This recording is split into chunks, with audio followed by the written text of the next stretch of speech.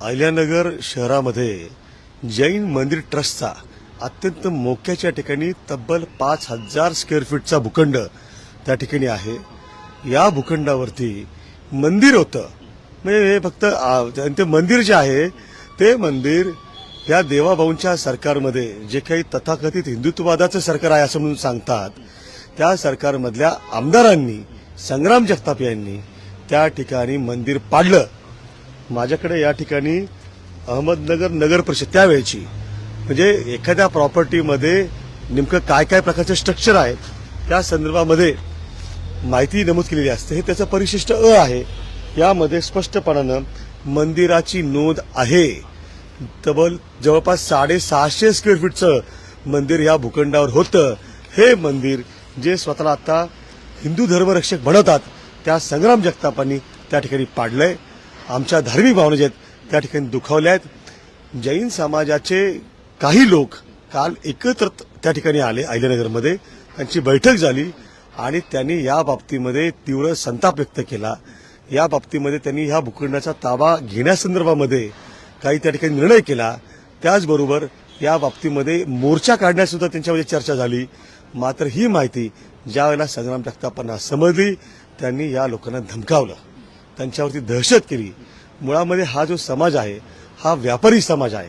पैशानं श्रीमंत आहे परंतु स्वभावानं थोडा गरीब आहे. त्याचा गैरफायदा घेऊन त्या ठिकाणी अशा प्रकारे हिंदूंची जैनांची मंदिरं जर संग्राम जगताप पाडणार असतील तर हे आम्ही खपवून घेणार नाही.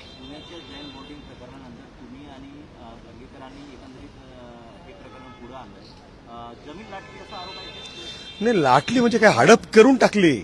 लक्षात घ्या की पुण्याच्या केसमध्ये त्या ठिकाणी सेल डीड झाली होती पण प्रत्यक्ष ताबा त्यांनी घेतला नव्हता मुरलीधर मोहोळ आणि त्यांच्या हस्तकांनी. पण ह्या नगरच्या प्रकरणामध्ये त्या ठिकाणी नोटीस यांनी इश्यू केली. त्याचे डॉक्युमेंट्स आहेत की यांनी जमीन विक्रीला काढली, त्याची पेपर नोटीस इश्यू केली आणि त्या ठिकाणी हा भूखंड विक्रीला काढला.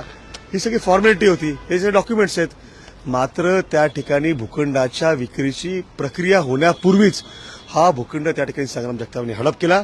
मूळतः ज्या काही मातेने ही देणगी दिली म्हणजे 1975 सालचं रजिस्टर्ड डीड त्या ठिकाणी आहे.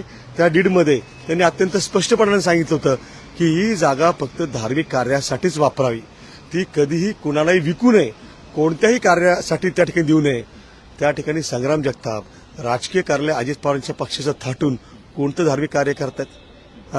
नितेश राणे, गोपीचंद पडळकर हे त्यांचे सहकारी आहेत की जे अहिल्यानगरमध्ये सुद्धा येतात आणि महाराष्ट्रात वेगवेगळ्या ठिकाणी जातात आणि त्या ठिकाणी हिंदुत्वाची भाषणं त्या ठिकाणी झाडतात. माझं आता नितेश राणेंना आणि गोपीचंद पडळकरांना आव्हान आहे की आपण त्या ठिकाणी पुण्यामध्ये उद्या या. मी त्या ठिकाणी या भूखंडाला मोकळं करून परत त्या ठिकाणी द्या ट्रस्ट द्यावं यासाठी उद्या मी धरणं आंदोलन करतोय. माझ्याबरोबर त्या ठिकाणी राणे आणि पडळकरांनी सुद्धा बसावं. उद्याचं आंदोलन त्या ठिकाणी 1 दिवसाचं असेल. उद्या संध्याकाळी या बाबतीमध्ये पुढे काय करायचं याची रणनीती आम्ही निश्चित करू. नाही, आता एक लक्षात घ्या की मागचे 8 दिवस झाले तक्रार चार्टीकडे दाखल झाली. तक्रार महानगरपालिकेच्या आयुक्तांकडे झाली की त्या ठिकाणचं इलिगल कन्स्ट्रक्शन केलंय लोकप्रतिनिधींनी. त्याला बुलडोजर लावला पाहिजे ना. म्हणजे गोरगरीब माणसांचे अतिक्रमण त्या ठिकाणी तुम्ही उद्ध्वस्त करता, पाडता, त्यांचं पुनर्वसन न करता ते सुद्धा. मात्र अशा लोकप्रतिनिधींची जी काही त्या ठिकाणी बांधकाम आहेत ती प्रोटेक्ट करता का? ती पाडली पाहिजेत. पोलिसांनी त्या ठिकाणी त्यांच्यावरती गुन्हा दाखल केला पाहिजे ना, हिंदूंच्या धार्मिक भावना दुखावल्या म्हणून. पण कोणताही गुन्हा त्यांनी दाखल केलेला नाहीये. यासाठी त्या ठिकाणी उद्या बसणार आहे. जर योग्य प्रतिसाद नाही मिळाला तर त्या ठिकाणी पुढची रणनीती आम्ही जाहीर करू. शेवटचा प्रश्न आहे, महाराष्ट्रावर तुम्ही लाईव्ह आहात. शेवटचा प्रश्न आहे, जर या प्रकरणी कारवाई होत नाही तर तुमची पुढची प्रक्रिया काय असेल? आणि मुख्यमंत्री म्हणतात की कुठलाही भ्रष्टाचार सहन केला जाणार नाही आणि अजितदादा पण म्हणतात पाणी कुठलंच मुरू देणार नाही. तुम्ही थेट सीएम डीसीएमना आवाहन जर करायचं असेल तर काय सांगा? नाही, कसं आहे, अजितदादा खूप मोठे नेते आहेत, इतक्या वर्षांचा त्यांना अनुभव आहे. पण दुर्दैव आहे की संग्राम जगताप त्यांचं आता ऐकत नाहीत. ते संग्राम जगताप त्यांचं अजितदादांचं नेतृत्व आता मानत नाहीत. त्यामुळे अजितदादांचं जर पक्षाचं त्यांचे आमदार ऐकत नसतील तर अजितदादांना काय आवाहन करावं हा मला पडलेला एक प्रश्न आहे. पण तरी त्यांना आवाहन करतो की दादा, तुमचा आमदार त्या ठिकाणी अशा प्रकारचं कृत्य करतोय त्याला चाप तुम्ही घातला पाहिजे. बघा, सांगून ऐकलं तर बघूयात त्या ठिकाणी काय होतंय. आणि देवाभाऊंना तर काय बोलू. देवाभाऊंकडे आधी भाजपकडे असं काही वॉशिंग मशीन आहे की ज्या वॉशिंगमध्ये टाकलं की कुणी भ्रष्टाचारी असू, कुणी गैरव्यवहार करणारा असू तो स्वच्छ होऊन बाहेर निघतो. त्याच्यामुळे संग्राम जगताप आता त्या वॉशिंग मशीनमध्ये जाण्यासाठी प्रयत्न करतायत देवाभाऊंच्या, भारतीय जनता पार्टीच्या, म्हणून त्यांचा आटापिटा तो हिंदुत्वाचा चाललाय. पण अशा प्रकारे जैनांची हिंदूंची मंदिरं पाडून, म्हणजे जे काम पूर्वी औरंगजेब आणि मोहम्मद शाह अब्दाली यांनी महाराष्ट्रावरती लढाया स्वाऱ्या करून केलं होतं, मंदिरं आपली पाडली होती. छत्रपती शिवाजी महाराजांनी मंदिरांचा जीर्णोद्धार केला होता.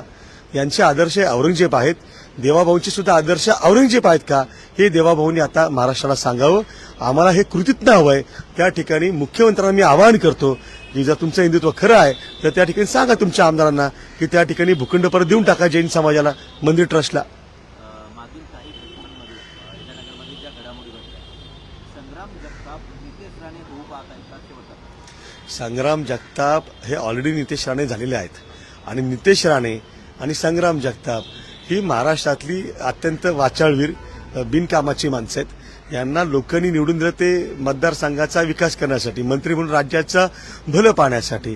पण ही लोक आता त्या ठिकाणी तथाकथित बेगडे खोट्या हिंदुत्ववादींनी पछाडलेली आहेत. त्यांना फक्त त्या ठिकाणी पॉलिटिकल अजेंडा करायचा आहे. संग्राम जगतापांना आता मंत्री व्हायची स्वप्न पडतात. त्यांना असं वाटतं की आता मी 3 टर्मचा आमदार आहे, मला त्या ठिकाणी मुख्यमंत्री, मला त्या ठिकाणी मंत्री का करत नाहीयेत, त्यांना त्या ठिकाणी मंत्री करावं म्हणून त्यांनी हा सगळा खटाटोप जो तो सुरू केलेला आहे. पण अशा पद्धतीनं हिंदूंची, जैनांची मंदिरं पाडून आणि दुसऱ्या बाजूला मुस्लिम समाजाला टार्गेट करून त्या ठिकाणी त्यांना वाटत असेल की त्यांना मंत्रिपद मिळेल, तर हा त्यांचा गोड गैरसमज त्या ठिकाणी कदाचित असावा. मात्र दुसऱ्या बाजूला त्या ठिकाणी देवाभाऊ आणि अजित पवार जे आहेत ते त्यांना त्या ठिकाणी त्यांच्या आमदाराला या बाबतीमध्ये त्यांच्यावरती कारवाई करणार की नाही हे आमच्यासाठी जास्त महत्वाचं आहे. नाही, अजून आमरण उपोषणाचा विषय नाही मांडलेला आम्ही सांगितलं की धरणे आंदोलन उद्या करतोय. त्या उद्याचं आंदोलन त्या ठिकाणी होईल, पाहूयात ना काय त्या ठिकाणी आम्हाला रिस्पॉन्स चॅरिटी कमिशनरकडनं मिळतोय. जर योग्य रिस्पॉन्स मिळाला तर स्वागत आहे, नाही मिळाला तर मात्र त्या ठिकाणी या लढाईला अत्यंत तीव्र स्वरूप त्या ठिकाणी आम्ही देणार आहोत. कुठल्याही परिस्थितीमध्ये संग्राम जगताप यांनी जो हा भूखंड हडप केलाय तो भूखंड पुनश्च एकदा मंदिर ट्रस्टला मिळवून दिल्याशिवाय मी स्वस्थ बसणार नाही म्हणजे नाही.